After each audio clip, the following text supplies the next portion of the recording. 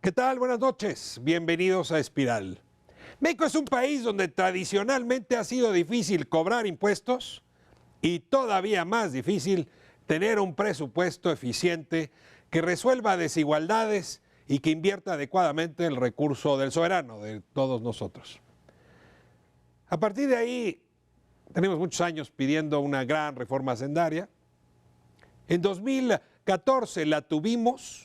Hubo modificaciones importantes que hoy están permitiendo que las arcas de la hacienda pública pues estén más abultadas de las que teníamos previamente. Y tenemos también una apuesta hacia 2016 para que el presupuesto llamado base cero sea un presupuesto más eficiente. Pero vale la pena revisar si esta promesa se está cumpliendo.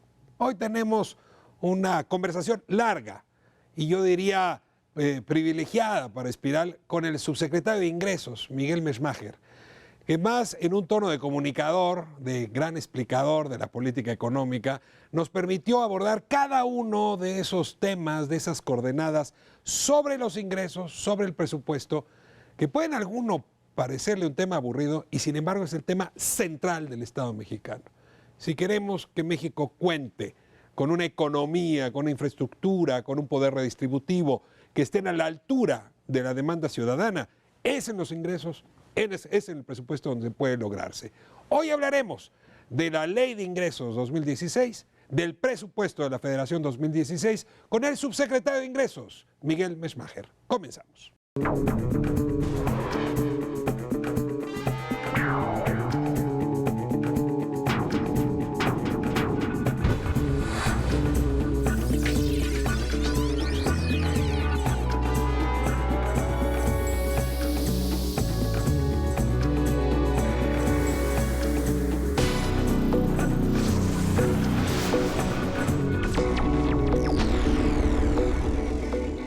Es un lujo para Espiral tener con nosotros al subsecretario de Ingresos, Miguel Meshmacher.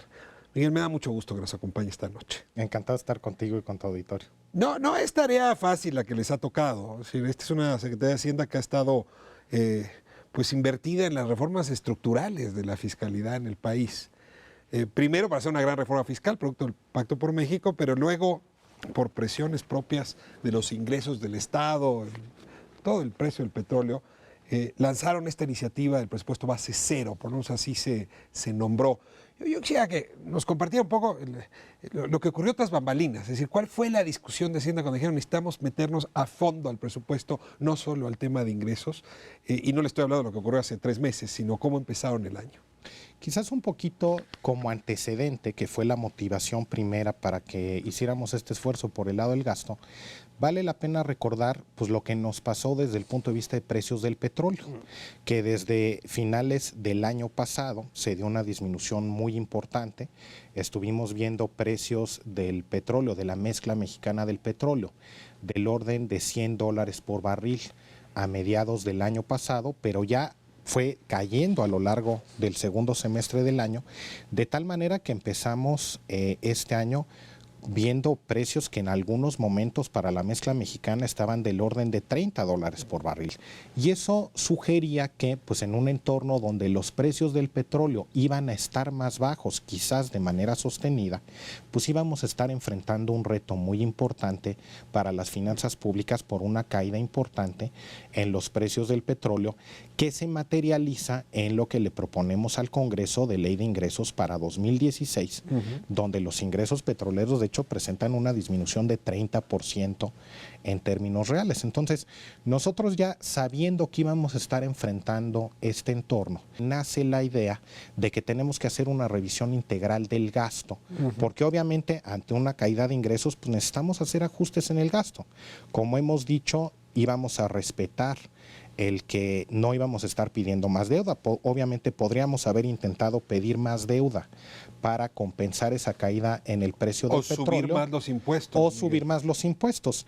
Y se toma la decisión de que no vamos a estar aumentando el déficit público, no vamos a estar pidiendo un monto de endeudamiento más grande que el que pedimos el año pasado. Por el contrario, vamos a ir bajando el déficit público, teníamos el compromiso de que ya no íbamos a subir los impuestos, no íbamos a estar proponiendo impuestos nuevos, y eso nos dejaba entonces como variable de ajuste la necesidad de que hiciéramos un esfuerzo por ajustar y hacer más eficiente el gasto público. Cuando nosotros propusimos la reforma hacendaria, de manera muy importante, una de las justificaciones que nosotros dábamos como el origen de la reforma hacendaria que se propone, pues es justamente ir bajando nuestra vulnerabilidad frente a las fluctuaciones en los precios del petróleo e ir reforzando la recaudación tributaria, que de hecho probó ser pues, sumamente oportuna.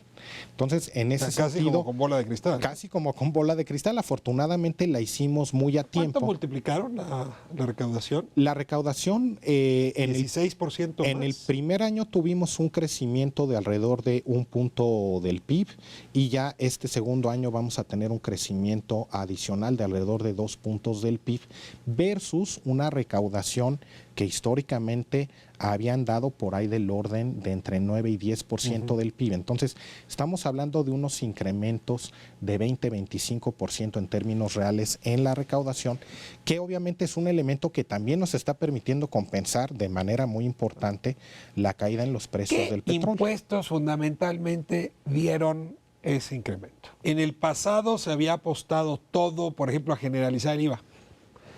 En algún momento a mejorar la recaudación del ISR, justamente con toda la propuesta Carstens. Y ustedes en realidad lo que hacen es esta como red más densa. Pero, no sé, la eliminación del régimen de consolidación, ¿cuánto dejó? Estos impuestos nuevos, los especiales, ¿cuánto dejaron? Reducir las deducibilidades, ¿cuánto dejó? Sí, ayúdenme un poco a poner en jerarquía con qué impuestos se quedaría y nos sugeriría el futuro no mover. Pues yo te diría que no deberíamos de mover ya ninguno. Bueno. Pero donde claramente tuvimos contribuciones similares de estas distintas medidas, por ponerte un ejemplo. La eliminación de la consolidación fiscal, pues nos deja una recaudación adicional pues del orden de 20-25 mil millones de pesos. Por ejemplo, el impuesto a las bebidas saborizadas nos deja también del orden de 20 mil millones de pesos. Ya casi con eso pagamos oportunidades. En el caso, por ejemplo, de las medidas que se siguieron en el lado del IVA, también hemos observado de, digamos, cerrar algunos boquetes y tratamientos diferenciados por el lado del IVA, pues también estamos hablando que en el conjunto nos estuvieron dejando del orden de 20-30 mil millones de pesos. Entonces, yo creo que además algo que demostramos que era contraintuitivo y era contra lo que muchos opinaban, era que se podía estar incrementando la recaudación de manera muy relevante sin la necesidad de recurrir a un IVA en alimentos y medicinas, que desde un inicio dijimos que no íbamos a estar proponiendo. Porque asumían que era se cuestionó mucho el que no hiciéramos eso, se cuestionó el que en realidad pudiéramos estar consiguiendo un aumento relevante en la recaudación, simplemente de cerrar muchos boquetes que teníamos en los distintos impuestos, y yo creo que ya la información ya demostró que estábamos en lo correcto. Hay un pozo petrolero grandísimo, se llama predial. No sé si de tanto como Cantarell, pero el día que cobremos bien el predial, ahí puede tener 2 puntos del PIB si los cálculos no me fallan. Y el impuesto a la herencia, es rarísimo. Este es el único país, creo que en el mundo civilizado, por lo menos el único de la OCDE, que no cobra, que la tasa a la herencia es de 0%. Era un mal momento para decir, oigan, necesitamos dinero, el precio del petróleo puede seguir cayendo. ¿No hubiera sido una buena idea aprovechar 2016 para eso? Mira, yo te diría, con respecto al impuesto predial, tienes tú toda la razón. Es probablemente el impuesto en donde estamos recaudando menos con respecto al potencial recaudatorio de ese impuesto. Además, es un impuesto que tiene 2 muy buenas características. Al ser un impuesto a la propiedad, es muy difícil de evadirlo, en primer lugar. No te puedes ir de tu casa, y en segundo, digamos, está identificado el terreno. Y en segundo lugar, se le puede dar mucha progresividad también al predial. Entonces, en ese sentido, es un impuesto que justamente, como dices tú, en la mayor parte de los países del mundo te da recaudaciones de entre 1 y 2 puntos del PIB. Se paga aparte de la educación con ese impuesto. Por ejemplo, o servicios locales de salud, etcétera. En el caso de México, la recaudación por el impuesto predial es de alrededor de 0.1, 0.2 del PIB, es decir, 1/10 parte del potencial recaudatorio. Ahora, un poco cuál es el problema que tenemos ahí, que es facultad única exclusivamente de los municipios. Pero puede haber hecho una reforma para que eso se diera. Ahora, un problema de catastro, un problema de registro del público de la propiedad, es decir, empezar a construir un entramado para tener ese cantarel en nuestras manos. Yo te diría, hay algo que sí se ha venido trabajando y como parte de la reforma hacendaria se hizo ya. Cambiamos y establecimos la posibilidad de que hubieran acuerdos entre los gobiernos municipales y estatales para que empezaran a cobrar el predial de manera conjunta. Y estamos empezando a observar algunos convenios entre gobiernos municipales y gobiernos estatales para fortalecer esa recaudación, en primer lugar. ¿Ustedes no premian a los estados que lo hacen? Sí se les premia en el sentido de que cuando se reparten los recursos que recauda el gobierno federal, que se les pasan a los gobiernos locales, las participaciones, que es el porcentaje, nosotros les damos alrededor del 20% de lo que recaudamos de impuestos. Y lo que se les distribuye depende de unas fórmulas. Si ellos hacen un mejor esfuerzo recaudatorio propio, entonces les toca un porcentaje más grande de esa bolsa. Más grande. Quizás un segundo tema de que vale la pena, que es algo que tú mencionaste, que tiene que ver con el tema de los catastros. Tú tienes toda la razón. Hoy en México tenemos una disparidad muy fuerte en la calidad de los catastros, las características Esto de los registros, mismos. ¿no? Son un desastre. Exactamente. Ahora, en ese sentido es importante, eso se le ha dado muy poca atención, pero hace alrededor de año y medio se aprobó una reforma constitucional para poder establecer catastros ya uniformizados en el territorio nacional. Le falta a esa reforma constitucional el que venga acompañada de una legislación secundaria habilitante. Esa está pendiente, pero ya la reforma constitucional ya está para que de ahí podamos seguir con un esfuerzo para reforzar el catastro. No para 16, pero lo ves en el próximo lustro, digamos. Ahora, realmente la lógica es que esto nos lleve a un fortalecimiento de las finanzas públicas locales, no del gobierno federal, pero sí las locales y que será muy, muy importante. Ahora, paso al tema del impuesto sobre la herencia. Yo sé que es un tema delicado y perdón que te esquine con el tema, pero cuando otra vez vemos indicadores internacionales, claramente ese es un privilegio que se le ha dado a quienes hoy concentran buena parte de la riqueza. Yo sé que tendrías una manifestación en las lomas, no exactamente en el Zócalo, pero si haces esto, se ha contemplado, se ha pensado, puede ser un impuesto de emergencia. Aquí llegó a haber una discusión en el Congreso de la Unión, en el contexto de la reforma hacendaria, sobre un impuesto de herencias. Y en su momento se tomó la decisión de no empujar el tema, un poco revisando la experiencia en otros países.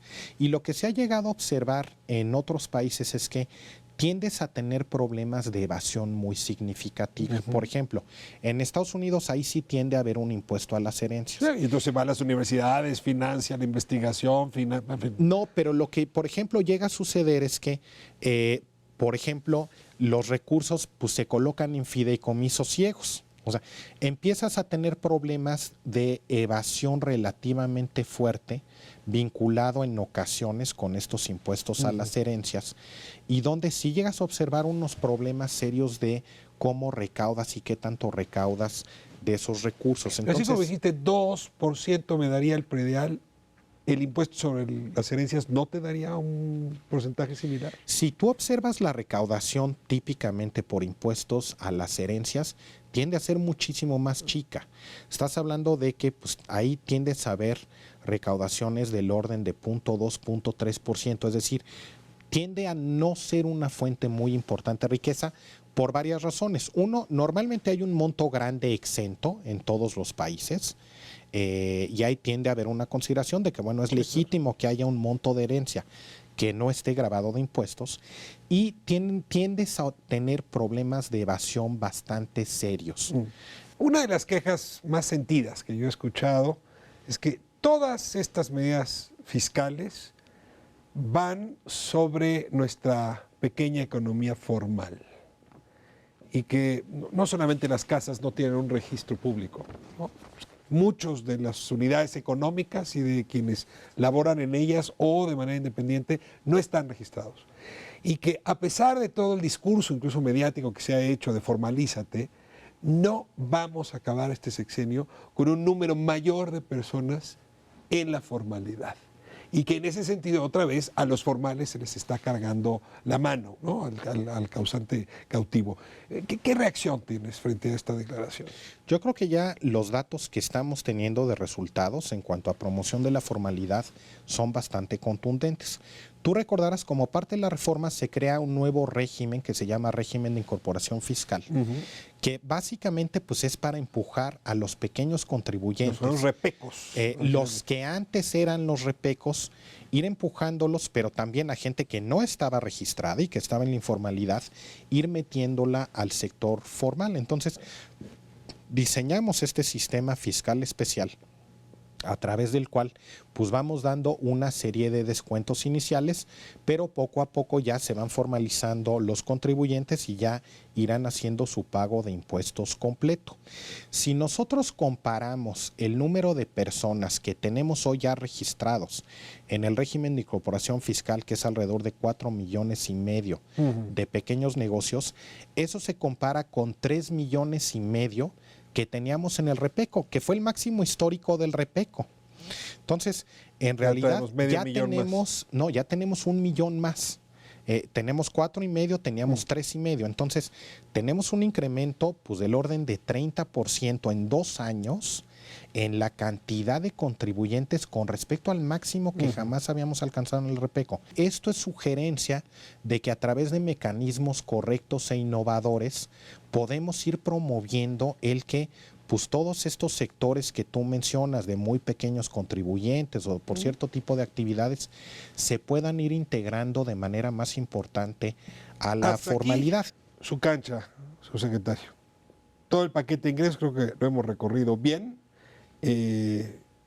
Me voy a corte y de vuelta sí le voy a pedir que me diga si hubo modificaciones importantes en lo que se presentó la Cámara, pero sobre todo dedicaremos el siguiente bloque a hablar del presupuesto y este presupuesto que se ha llamado base cero, pues que es el otro lado de la moneda que también a la ciudadana le importa, no solamente que le cobren impuestos, sino en qué se va a gastar y si se va a gastar bien y sin corrupción justamente esos recursos. Déjeme irme a corte y regresamos.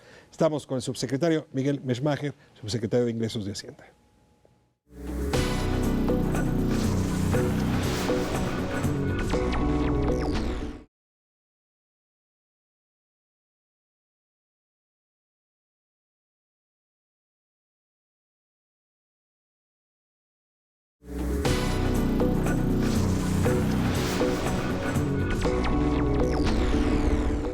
Estamos con el subsecretario de Ingresos, Miguel Meshmacher, subsecretario federal. Hablamos largo sobre, digamos, todo el entramado que tiene que ver o que tuvo que ver con la reforma fiscal y la 2015. Y una pregunta de cierre a ese tema es si comparamos 2015, ley de ingresos, 2016 en una nuez, ¿en qué cambió? ¿Mucho, poco y en qué? Yo te diría, en primera instancia, un déficit más chico. Es decir, una solicitud de financiamiento y de endeudamiento más chica que en años previos. ¿En porcentajes? Pasa de 1% del PIB a 0,5% del PIB. ¿Esto por qué es importante? Porque en un contexto donde a lo mejor la Reserva Federal de los Estados Unidos va a empezar a subir tasas de interés y pudiéramos estar observando cierta volatilidad financiera internacional, pues es muy importante el que nosotros mandemos una señal de que vamos a estar bajando nuestros requerimientos financieros. Desde el punto de vista de los ingresos, una caída muy fuerte, como platicábamos en los ingresos petroleros, que se compensa con el incremento en ingresos tributarios vinculado con la reforma hacendaria. Entonces, a ver, si yo pusiera, se quedó el 70% del ingreso petrolero, ¿y esto cuánto implica con respecto a lo que se ganó en ingreso tributario? Para saber dónde quedó la bolita. Digamos. Al final ya para el próximo año se terminó cayendo en 30% el ingreso petrolero. 30% con respecto a la hacienda pública. Con respecto a la hacienda pública, lo que se aprobó para este 2015. ¿Y ustedes recuperaron 25%? Y digamos, los ingresos tributarios están aumentando en 20%. Como los ingresos tributarios son más grandes, ya en montos absolutos de pesos y centavos se compensaron. O sea, en De la tal caja manera- yo perdí un ingreso, pero gané otro. Exactamente. Y se mataron uno Y al se otro. mataron. Realmente lo que tenemos de cambio de ingresos es una disminución de 0.2%. Ahora, sí que sucede, como queremos bajar el déficit, el financiamiento, eso nos obligaba a que tuviéramos que hacer una contención por el lado del gasto. Pero realmente desde el punto de vista de los ingresos, lo que vimos es una caída muy dramática en los ingresos petroleros. Si se y eso recuperaba se el barril, compensó. esto es una muy buena noticia. Es muy buena noticia. Es muy buena noticia. O sea, sí claramente es una señal de que la reforma hacendaria funcionó para que nosotros pudiéramos contrarrestar la volatilidad en los ingresos petroleros. Ahora, habíamos hablado del tema petrolero, pero en efecto, pues los Estados Unidos tienen una maquinita económica que empieza a jalar y a partir de eso han decidido modificar pues, la tasa de interés y entonces atraer más dinero a su país ya no es tan complicado. Eso está moviendo los mercados financieros y eso nos está pegando a nosotros porque dinero que antes estaba en México naturalmente va a regresar a Estados Unidos o se va a invertir en Estados Unidos. Desde esa perspectiva es donde me dice, los números tienen que estar muy en orden, el déficit tiene que ser bajo para que no se vaya tanto dinero a Estados Unidos. Y ese déficit menor implica menos dinero para gastar. Exactamente. Ahora, menos dinero implica abrir la caja. No voy a ser aquí ofensivo, pero no hay caja oscura más importante en este país que la de Hacienda. Solo el personal de Hacienda sabe exactamente cómo están esas tripas. Ojalá algún día eso cambie. ¿Cómo se encontraron la caja? Cuéntenos un poco qué hay ahí adentro, porque qué recortar y qué no recortar es algo que francamente el Congreso discute poco. Creo que se discute más en Hacienda que en el Congreso. Sí, como platicábamos de este análisis que se hizo a inicios de este año, se llegó a la conclusión de que necesitábamos hacer una revisión muy profunda por el lado del gasto. Y se hizo algo que pues, realmente no se había realizado en ejercicios anteriores, que fue revisar con mucho detalle todas las evaluaciones que se han venido haciendo sobre el desempeño de los distintos programas presupuestarios y qué tan efectivos o no pueden ser para, por ejemplo, combatir la pobreza. Y ahí fue muy útil todos los estudios que ha venido realizando el Coneval.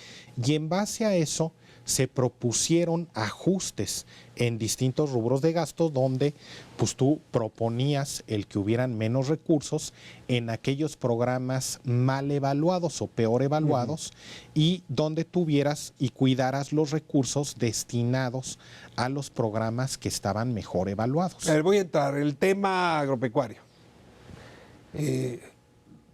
Las evaluaciones nos dicen que, por ejemplo, el programa Procampo hacía rato que estaba quitándole dinero a los pobres para dárselo a los ricos.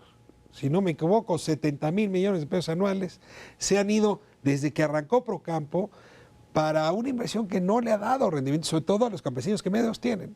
Este es uno de los programas que había que tocar. ¿Se tocó?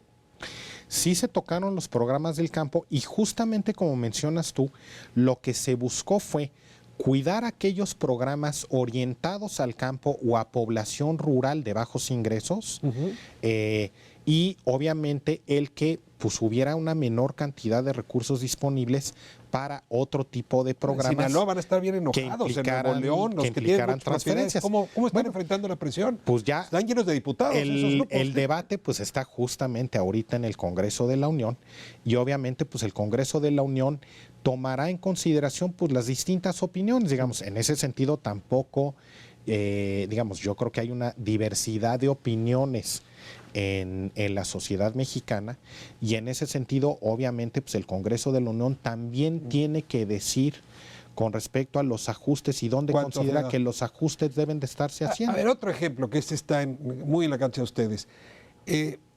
Recursos destinados al apoyo, oportunidades, sustento económico de las mujeres.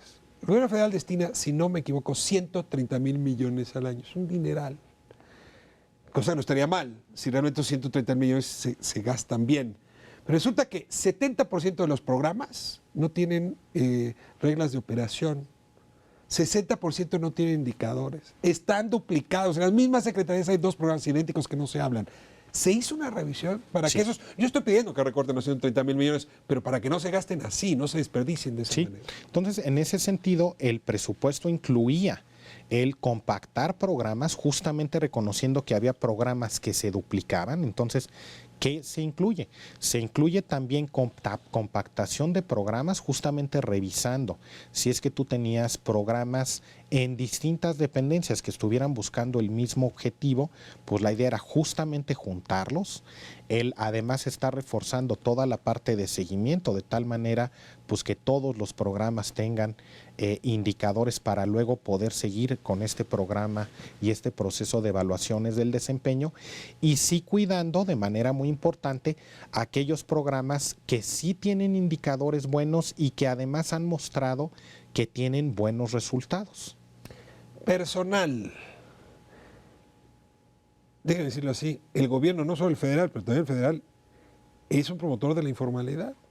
Tiene a una enorme cantidad de personal bajo el régimen de honorarios para ahorrarse, pagar prestaciones o garantizar estabilidad que luego no se puede mantener en el tiempo. Las famosas capítulos 1000 y 3000, ¿no? Honorarios versus base. ¿Se metieron con estos temas? Sí nos metimos con estos temas y de hecho sí comentar que va a haber un ajuste también en el número de plazas del gobierno federal. No solo de honorarios, sino también de base. Digamos, sobre todo concentrándonos en este problema que tú mencionabas, que era el tema de los honorarios y trabajadores eventuales, digamos, trabajadores que estaban parcialmente, donde obviamente se privilegió el ajuste en esas áreas, donde la propuesta del Ejecutivo ya se estaba incluyendo un ajuste de 17,000 plazas. 17,000 personas que probablemente van a ir al desempleo, tendrán que buscar lugar en otra chamba, pues. Pues sí, tendrán que buscar alternativas. Afortunadamente hay un mercado laboral donde estamos observando una creación de empleos, pues del orden, hemos estado viendo los últimos datos, del orden de 700,000 personas al año. Entonces, en ese sentido, pues nosotros creemos que dentro de este mercado dinámico, pues podrán recorte, prestaciones, bonos, sueldos.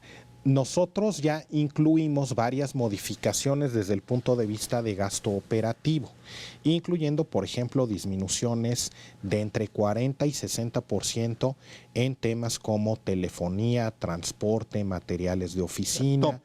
Entonces, sí estamos no tocan salarios, pero sí tocan prestaciones. Estamos tocando sobre todo, digamos, elementos vinculados a prestaciones, no son propiamente prestaciones, el uso de telefonía, pero donde sí se establecen disminuciones que van de entre 40 y 60%. De ese tamaño. El recorte total en el gasto del gobierno federal, estamos hablando que fue del orden de 120,000 millones de pesos, es decir, alrededor de 0.6% del PIB. Ahora, al mismo tiempo es un gobierno que va a financiar reconstrucción de escuelas, ha anunciado un programa a 5 años importante para invertir en infraestructura escolar. Es un gobierno que trae un aeropuerto, que es una de las obras más importantes. Es un gobierno que apuesta por desarrollar el sur-sureste con las zonas estratégicas especiales. A ver, ¿cómo financiar todo esto con este recorte? ¿Dónde está la salida? ¿No será vía deuda o cómo se le va a hacer? Bueno, realmente lo que tú tienes es que, por ejemplo, y pasando, por ejemplo, al ejemplo del aeropuerto, los aeropuertos generan ingresos, generan recursos. Entonces, en ese sentido, realmente lo que se está buscando es que el financiamiento del aeropuerto, por ejemplo, pues en buena medida de los ingresos que va a estar generando el propio aeropuerto. En el caso de las zonas económicas especiales que se están planeando para el sureste del país, pues en buena medida lo que vamos a estar buscando es que sea inversión privada la que esté fomentando ese desarrollo. Realmente lo que queremos es que vayan empresas productivas a ubicarse en estas zonas donde ha habido un desarrollo limitado y donde la clave ahí va a ser el que logremos generar condiciones que lleven a que haya una mayor inversión privada. Mira, esa es deuda, o sea, yo ahorita invierto y luego recupero, se llama crédito. pero con la idea de que no es un crédito del gobierno federal, es un crédito que está vinculado específicamente a estos proyectos, en el caso, por ejemplo, del aeropuerto. En el caso de las zonas económicas especiales no es deuda del gobierno federal. Lo que nosotros vamos a estar haciendo es establecer condiciones institucionales, regulatorias, etcétera, adecuadas en estas zonas económicas especiales, y la idea es que sea inversión privada, no va a ser crédito del gobierno federal, sino más bien pues van a ser empresas que, debido a que se mejoren las condiciones en estas zonas, a que empiecen empresas a ubicarse en estas regiones. A ver, el financiamiento educativo, esa sí es deuda, ¿no? O sea, va contra participaciones fiscales. Digamos, aquí la lógica es que si los gobiernos locales, los gobiernos estatales, los gobiernos municipales puedan estar promoviendo actividades de inversión en infraestructura, en el caso de las escuelas, lo cual pues consideramos que es muy importante como un componente complementario de la reforma educativa. Claramente, la reforma educativa hace falta. La pregunta es, ¿ese dinero ustedes van a cuidar que sea para atender esas necesidades? Se lo voy a plantear con mi caballito de batalla. Más computadoras y laptops y tabletas dan más votos, pero no mejoran la educación. No hay ninguno de los indicadores del INE que digan que eso mejora la educación. A mí me da miedo que estemos pidiendo prestado para dar más laptops. Y yo ahí sí pregunto, ¿Hacienda qué va a hacer para corregir de pronto estas tendencias que son francamente demagógicas? Por cierto, no solo el gobierno federal, se repite en todo el país. Estos certificados para financiar infraestructura educativa sí están diseñados para que sea específicamente inversión en infraestructura, no para pagar el gasto corriente, no es para pagar la nómina, no es para pagar laptops, es directamente es para edificios, baños, pisos, mesabancos. Va específicamente etiquetado, el instrumento se desarrolla para que la inversión solamente, el financiamiento solamente pueda ir al tema de infraestructura, reconociendo justamente lo que tú mencionas. Bien, voy a la última pregunta, que es la más complicada de cuantificar, aunque hay muchos trabajos que se han hecho a propósito. Cuando los mexicanos estamos enojados de pagar impuestos, no tanto porque sí, nos quitan dinero en la bolsa, pero sí hay un temor de que esto se gaste en cosas innecesarias o literalmente se vaya al bosque perdido de la corrupción. Y no es pretexto. Si el gasto no se conduce bien, si hay corrupción en licitaciones, obra pública, en fin, la sensación de que la Hacienda no está bien es reiterada. Estas reformas de transparencia y anticorrupción, ¿te parece que podrían modificar esa percepción? ¿Te generan expectativa? Incluso podrías cuantificar, como algunos hacen, su implementación de estas instituciones, de estas normas en materia hacendaria. Yo creo que todavía no podemos realizar una estimación precisa, pero lo que yo sí creo es que claramente sí estamos viendo el que hay una percepción, y yo creo que compartida por pues todas las fuerzas representadas en el Congreso de la Unión, sobre la necesidad de ir reforzando los controles para ir eliminando la corrupción. Entonces, en ese sentido, pues tú sabes, hay una reforma constitucional y luego, obviamente, pues estamos pasando una etapa ya de los elementos específicos que van a permitir la implementación de esa reforma constitucional. Déjame regresar al tema de ingresos. Los estados se han lavado las manos. Algo hemos hecho mal en este país, que los estados viven en la comodidad de que sea la federación quien cobre impuestos y quien cargue con el costo político. Ni siquiera el predial ha avanzado mucho, pero los demás impuestos propios de las entidades no traen un avance significativo. Y del lado del gasto, pues los mayores bolsones de corrupción se dan en los estados. O sea, claramente los congresos son muy laxos con los gobernadores, la alineación en materia de presupuesto y desempeño no se da como se está dando en la federación. Y uno puede decir, bueno, pues es problema de los ámbitos de gobierno que la Constitución estableció. Pero no es justo decirlo así. O sea, Hacienda es quizá el lugar donde se puede jalar la rienda y se ha jalado en otras ocasiones. Entonces quisiera pedir una reflexión sobre el federalismo fiscal, cómo está hoy, si tiene posibilidades de corregirse, de hacer a los gobernadores más responsables, a los congresos más serios en su revisión de gasto, de la cuenta pública y del ejercicio del gasto. Yo te diría, mi impresión es que hemos venido pasando por un proceso de transición y de fortalecimiento de las instituciones donde Una parte importante se dio primero a nivel del gobierno federal y es justamente en estos momentos en que se vienen dando esos cambios institucionales para fortalecer el andamiaje institucional por el lado de los gobiernos locales. O sea, hablas de estados y municipios. De estados y municipios. Entonces, tú, por ejemplo, hablabas del tema anticorrupción. Bueno, ya la reforma constitucional establece que pues, la Auditoría Superior de la Federación ya va a poder meterse a revisar la totalidad del gasto realizado por los gobiernos estatales y municipales. También, al inicio de esta administración, se propuso una reforma para fortalecer la disciplina financiera de estados y municipios. Son reformas que se van dando. Digamos, la deuda pública. Tú recordarás, en 2006 se aprueba la Ley Federal de Presupuesto y Responsabilidad Hacendaria, que aplica básicamente al gobierno federal, que mejora de manera muy importante el marco institucional del gobierno federal y mejora la transparencia y la rendición de cuentas. Nos hacían falta estos cambios para los gobiernos locales y es algo justamente en lo que se ha venido trabajando. Se aprueba esta reforma constitucional en materia de anticorrupción que pues va a estar aplicando también a los gobiernos locales.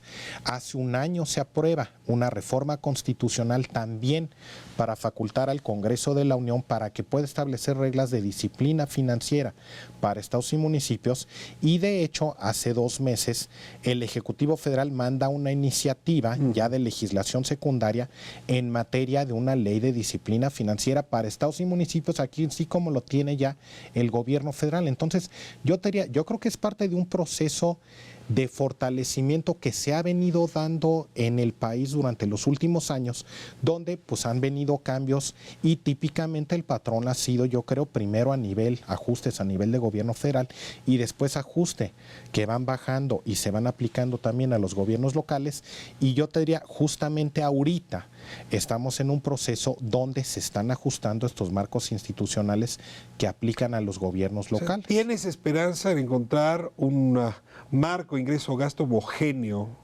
en el corto plazo para todo el país? Y así está la propuesta que está ahorita a debate en el Congreso de la Unión.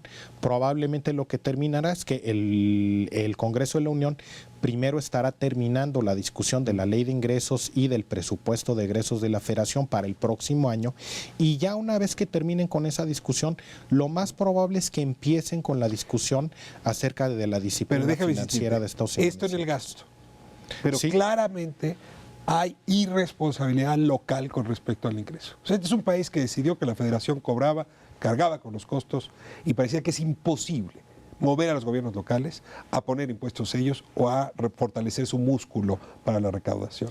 Pero los propios incentivos que se llevan por cobrar más ISR o menos no los ha llevado a modificar su actitud irresponsable. Pero lo que va a suceder es que si se aprueba esta legislación de disciplina financiera, obviamente pues los gobiernos locales, si quieren tener niveles de gasto que sean sostenibles en el tiempo, van a verse en la necesidad de mejorar su recaudación o digamos, en general, pues de mantener un mejor balance entre sus ingresos y sus gastos. Ya ellos tomarán la decisión acerca de qué quieren ajustar, si quieren recortar el gasto o si quieren subir los ingresos. Pero la aprobación de esta ley naturalmente los va a estar forzando y los va a estar llevando a que tengan un mejor balance entre sus ingresos y su gasto. Cuando miro la curva de gasto de esta nueva expresión del Estado mexicano, que son los órganos autónomos, crecimiento en el gasto de la Comisión Nacional de Derechos Humanos, crecimiento en el gasto del Instituto Nacional Electoral, incluso los antiguos poderes, el crecimiento en el gasto del Poder Judicial de la Federación, el crecimiento en el gasto del Congreso, sí me pregunto si no hay actores que están con la rienda suelta. ¿Me dejas irme a corte y regresamos a hablar de poderes, los otros poderes distintos al Ejecutivo y los organismos autónomos para cerrar este programa? Quédese con nosotros, seguimos en Espiral.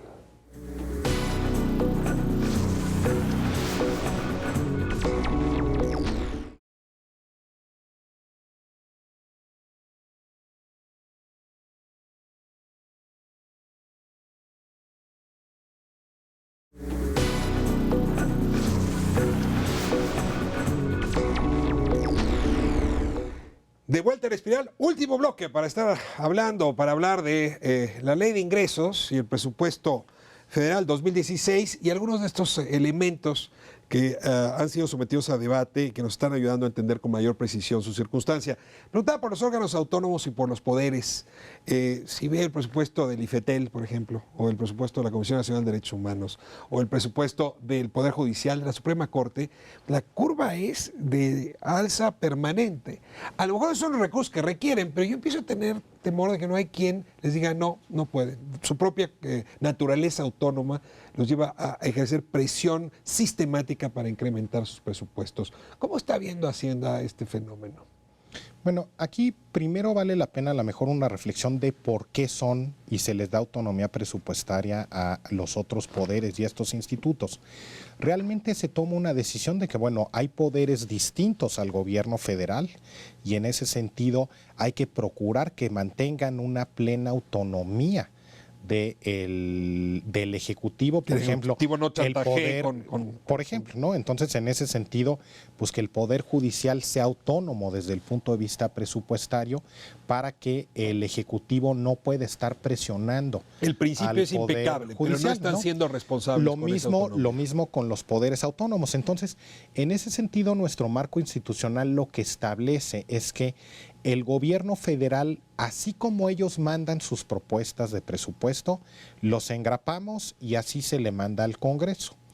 El Congreso es quien tiene que hacer el análisis de si los recursos que se están destinando y que están solicitando los distintos poderes y también los órganos autónomos es adecuado. Yo creo que en ese sentido, pues realmente el Congreso ha venido poco a poco reforzando su capacidad de análisis. ¿Por qué la tendencia de crecimiento? Bueno, porque ha habido una decisión vinculada a la necesidad o la percepción de que es conveniente el reforzar la autonomía técnica de distintos tipos de organizaciones. Dejarlos que se vuelvan adultos. Que en algunos casos es correcto. Yo creo que es correcto. Entonces, en ese sentido, yo creo que es natural el que en algunos casos esto venga sucediendo. Si bien claramente, como dices tú, yo creo que el Congreso de la Unión y los diputados en particular, que es quienes tienen la facultad, pues que hagan una reflexión de si el ritmo al que esto ha venido creciendo pues es adecuado, es sostenible o no, o si se requiere cierto grado de contención. Uno de los temas pues, más preocupantes de esta administración, supongo que compartirás la inquietud, fue la promesa de crecimiento con la que arrancamos este sexenio.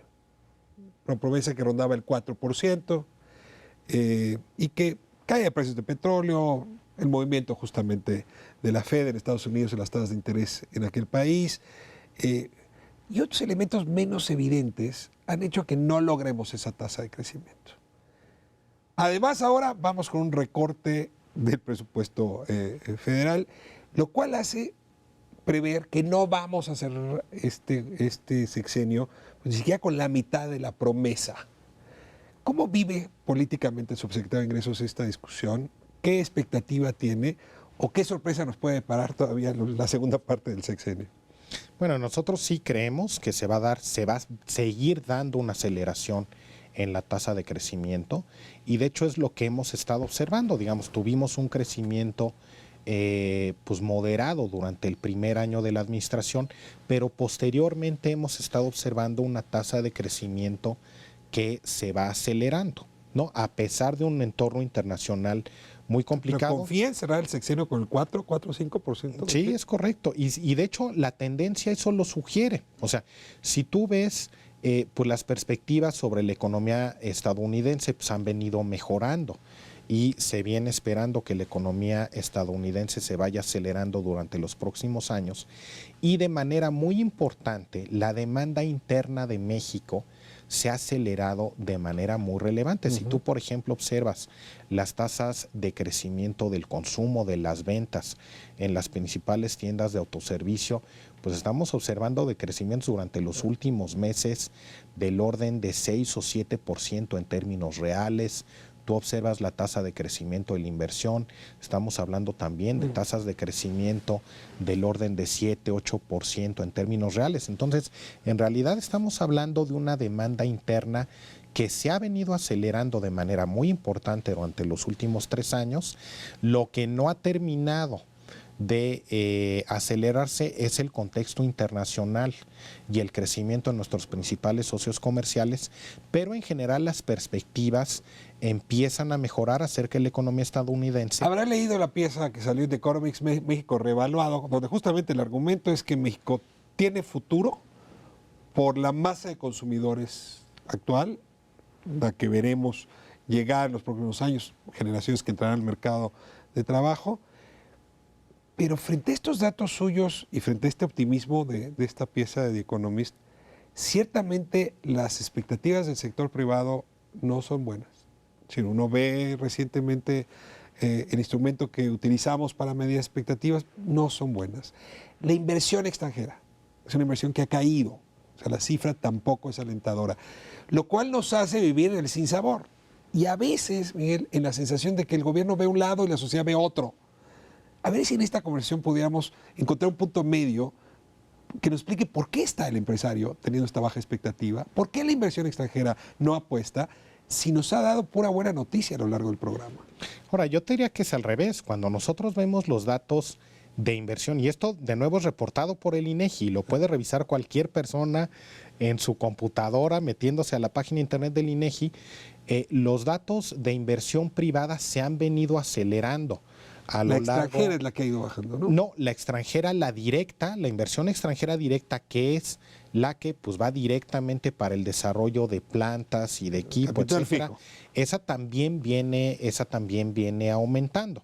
Donde hemos observado cierta volatilidad, como tú mencionabas, pues es en flujos de capital, y tendría que ver con el movimiento que tiene que ver un poco con las perspectivas sobre los cambios en la Reserva Federal. Si bien aún en ese caso los ajustes han sido ordenados, ¿no? Y en ese sentido, si tú ves los cambios que han habido en variables financieras de México, a pesar de que se ha dado este fenómeno de cierta volatilidad en mercados financieros internacionales, pues la tasa de inflación está en niveles mínimos históricos. Si bien obviamente sí hemos observado una depreciación del peso, ha sido mucho menor a lo que se ha observado en otras monedas.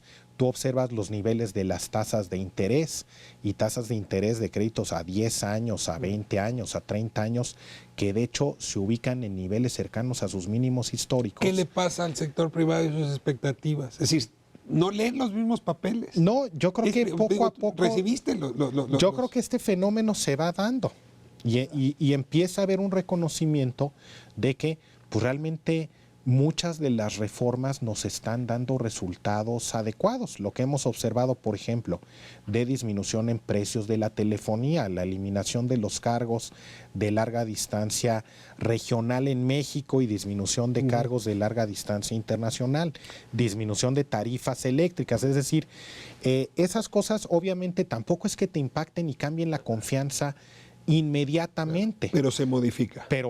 Pero son cambios que poco a poco te van generando un ¿Había expectativas de que la ronda 1 y la ronda 2, a partir de la reforma energética, nos trajeran una inversión rápida y muy favorable? Y está llegando más lento de lo que se esperaba. Ahora, yo te diría, esto también hay que tomar en cuenta que es en un entorno internacional donde, como platicábamos, pues el precio del petróleo se cayó en 70%. Ahora, ¿quién va a invertir en un negocio que no va tan bien? Ahora, de todas maneras, yo creo que hay varias cosas a destacar. La primera licitación, donde claramente sí los resultados no fueron los que nosotros estábamos esperando. La inversión que se esperaba de 12,000 millones, llegaron 2,000 millones de dólares. Ahora, de todas maneras, yo creo que vale la pena enfatizar un par de cosas. Uno, el que tú tuviste posturas de empresas internacionales a quien nadie está obligando a venir y a ofertar poner inversión en México, que participaron en la licitación. Entonces, eso ya es una señal de empresas internacionales grandes, serias, que tienen confianza en el nuevo marco institucional que se creó como resultado de la reforma. Obviamente también es un proceso de aprendizaje. Y donde pues es la primera vez que nosotros estamos haciendo y siguiendo un proceso así, donde es un aprendizaje para los inversionistas, para las compañías, para nosotros también, donde obviamente pues será un proceso donde esperamos que los resultados vayan mejorando. ¿Se sobrevendió el proyecto? Yo creo que no. Yo creo que el proyecto obviamente se está enfrentando a un entorno internacional muy desfavorable y donde de hecho lo que estamos viendo es compañías internacionales que han disminuido su inversión del orden de 20-30%, a pesar de lo cual estamos consiguiendo ofertas donde claramente la segunda licitación pues tuvo ya una mejora significativa desde el punto de vista de colocación de campos. El sector que está dando mayor vitalidad es manufactura y exportación. O sea, traemos claramente tasas que en breve llegarán a 2 dígitos de crecimiento. Entonces, frente a un país que crece al 2, ver un sector que está creciendo al 8, al 9% anual, es sorprendente. ¿Les van a entregar un régimen especial? ¿Las van a ayudar? ¿Van a dejar que el mercado siga resolviendo? ¿Cuál es el papel de la subsecretaría ahí? Realmente lo que estamos viendo pues, es un desempeño muy bueno bajo el marco fiscal actual. No lo van a mover. Y en ese sentido no estamos considerando realizar modificaciones adicionales. Última pregunta, casi futurólogo. Predicciones dicen que vamos a ser para 2025 la economía 8 del mundo. Estás hablando de Inglaterra, de Francia, son la 8. Nos podemos reír o no del tema, pero tú estás viendo la perspectiva del país, y bueno, un país que empiece a crecer a tasas del 5% aquí al 2025 sí se convierte en eso. Si el consumo crece, si el empleo se formaliza, si todo esto fuera tendencia a 2025, a lo mejor se cumple. ¿Nos va a tocar ver ese futuro o también ahí hay una sobreventa del famoso momento México? Digamos, más que el a ver qué tamaño de economía vamos a terminar siendo en el mundo, pues lo que importa es que mejore el bienestar de los hogares en México.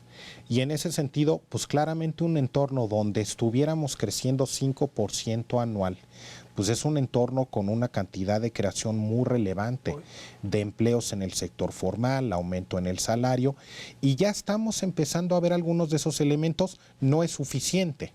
Sí necesitamos que este proceso se siga acelerando.